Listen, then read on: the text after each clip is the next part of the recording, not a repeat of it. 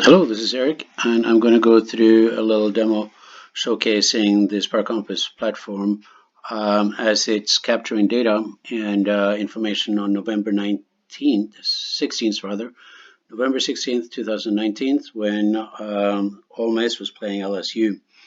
As you can see here on my mouse, we have 22,000 active users installs. This peak here shows the active users and installs rather during the period of time. You will see that we have a series of beacons here, and you can see the activity during the day per beacon. We're just showcasing 50 here.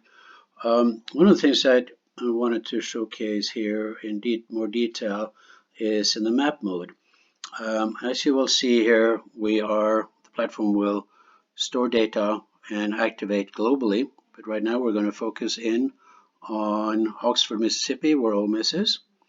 And you will see as we zoom in here, you will see the city of Oxford, and these blue fields are geofences around Ole Miss campus. As you can see this, you will see that these general areas are highlighting areas such as the stadium. And if we go into satellite mode, you will see indeed here is the stadium and the pavilion. Now, if you want to do a heat map, we have a couple of different ways we can do this. We can look at the beacons that are placed on campus, and here again, you can see we have beacons over at the baseball field. You can see we have beacons all across the stadium, and you will see we have beacons also in the arena, the pavilion. Again, these beacons are proximity beacons that are recording and retaining information when fans are coming into area. Let's look at something interesting, and now we're talking about heat maps. We know that there's probably a lot of people in the Grove. If we go back again, we see the geolocations. The Grove is where the pre-party is. And as you will see now, here are people that were at the campus and the location they were during the game that day. So this is a real-time heat map of user locations. Rather epic.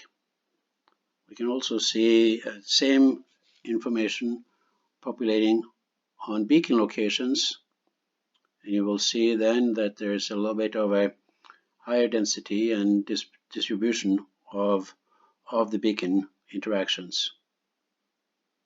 As you will see now, this is specific for that day and the recordings that we had in the beacons interactions at that time. Again, this is real-time data captured. Now all this data is stored and retained in the platform and can be captured for each individual and for each individual location. If we go over to the menu here, we can go over and look at advanced. And once we go into advanced and the event log, you will see that there is a massive amount of data. There's a total of, let's see now, we have 14 million data logs, and each log has up to 9 fields, so about 140 million data log fields. Each one, as you will see here, we have the event type, we have the time, this is Greenwich Standard Time. We have subtypes, so there's a light show. We have an entity if there is a specific entity. We have an app instance which identifies the user. We have an event specific time. In some instances there is a user email address associated with the file. We have an IP address, and we have a lat-long location. We can see where that lat-long location is on Google Map, and we will now zoom in and see exactly where this is.